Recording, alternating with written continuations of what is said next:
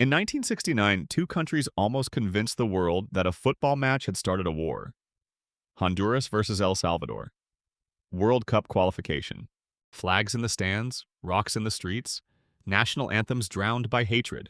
Then, days later, soldiers crossed the border. Planes attacked airfields, civilians fled, towns burned. And by the time the guns went quiet, thousands were dead or wounded, and hundreds of thousands had been displaced.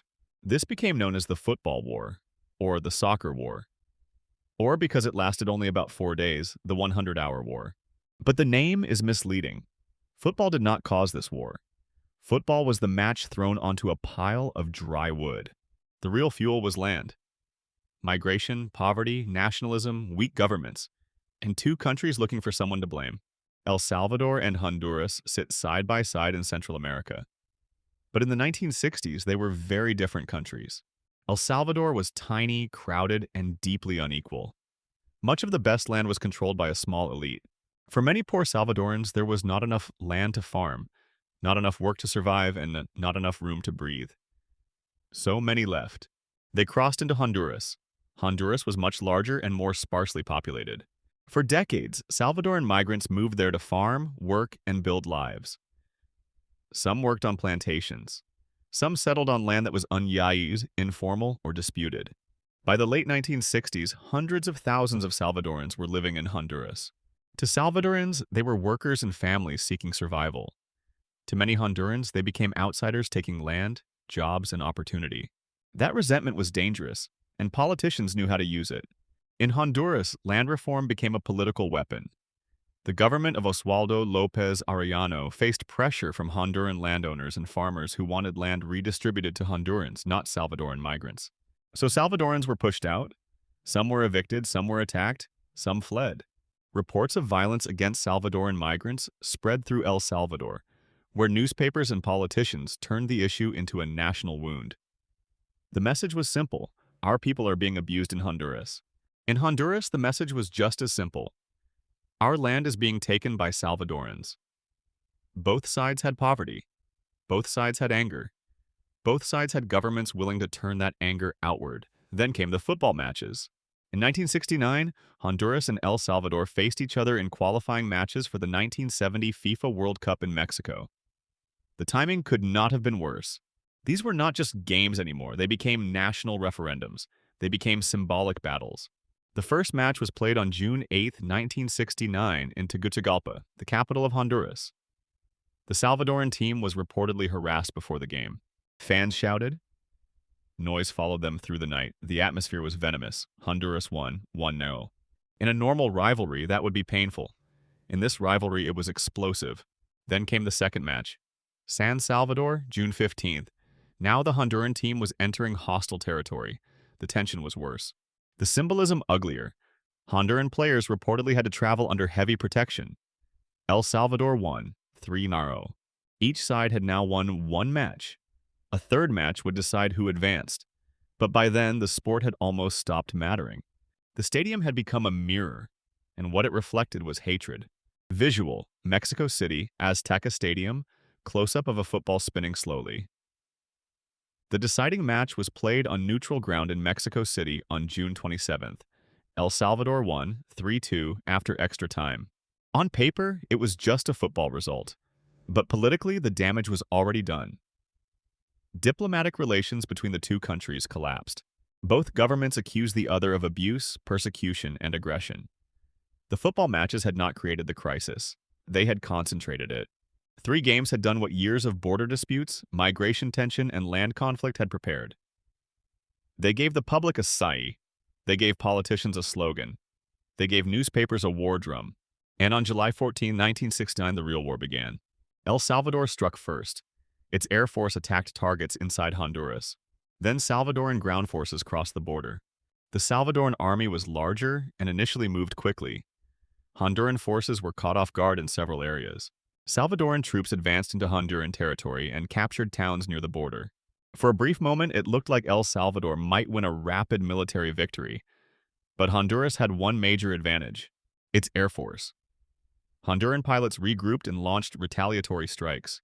They attacked Salvadoran airfields, fuel supplies, and infrastructure. The Salvadoran advance slowed. On the ground, fighting was brutal and confused. This was not a clean war of grand strategy. It was a short, violent eruption between two poor military states, fought across difficult terrain, under pressure from angry publics, with civilians trapped in between. The war had a strange character. It was small in duration but enormous in consequence. It lasted only about 100 hours. But for the people caught inside it, that was more than enough. The most important victims were not the football players, not the generals, not the politicians. They were the civilians, especially Salvadoran migrants in Honduras. Many had already been driven from their homes before the war. After the fighting began, the crisis became worse. Families fled. Homes were abandoned. People crossed back into El Salvador carrying whatever they could.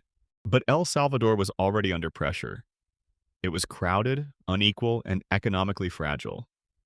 Now it had to absorb huge numbers of people returning from Honduras. These were not abstract refugees. They were farmers, laborers, children, parents, old people. People who had left because there was not enough land at home, only to return to a homeland still unable to support them. The war solved nothing. It merely moved human misery from one side of the border to the other. As the fighting escalated, the Organization of American States stepped in. The OAS called for an immediate ceasefire and the withdrawal of Salvadoran troops from Honduran territory. El Salvador resisted at first. It wanted guarantees for Salvadorans still living in Honduras. Honduras wanted Salvadoran forces out. The ceasefire took effect on July 18, 1969. After roughly 4 days, the shooting stopped. But the war did not truly end cleanly.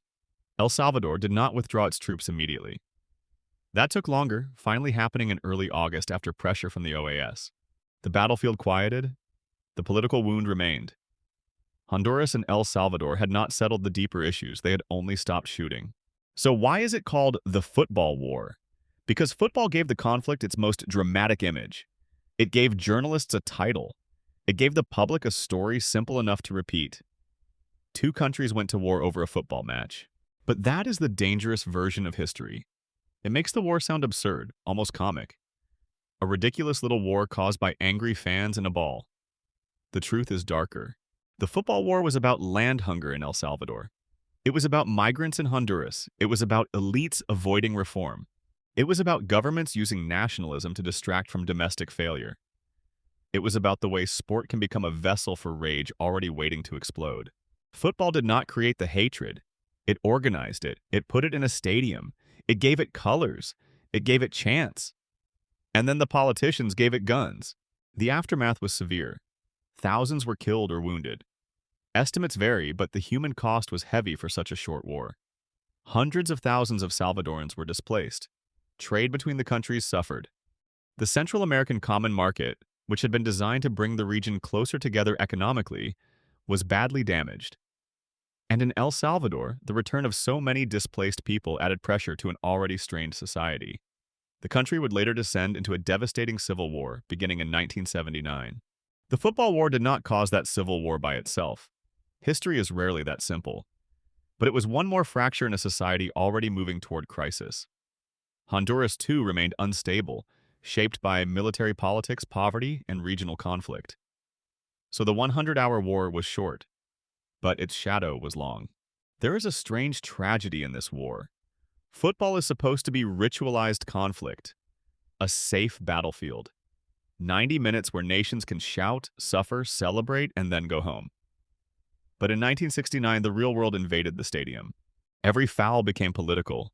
Every goal became revenge. Every crowd became a mob, and behind it all were people whose lives had already been made desperate by landlessness, migration, and poverty. That is why the football war matters. Not because football is uniquely dangerous, but because anything can become dangerous when a society is already primed for violence. A match, a border incident, a rumor, a newspaper headline, a chant, a flag, a funeral, a goal. History often remembers the spark because sparks are dramatic. But the spark is not the fire. The fire is built slowly, dry branch by dry branch, grievance by grievance, lie by lie. The football war of 1969 was one of the strangest conflicts of the 20th century. A war named after a game. A war that lasted only 100 hours. A war that killed and displaced far beyond its size. but it was never really about football. It was about two poor, unequal societies under pressure. It was about governments choosing nationalism over reform. It was about migrants turned into enemies. And it was about how quickly a stadium can become a battlefield when a country has already decided whom to hate. The final score did not matter. El Salvador won the qualifier. Both countries lost the war. The football war. 3 matches. 4 days of fighting. A century of warnings.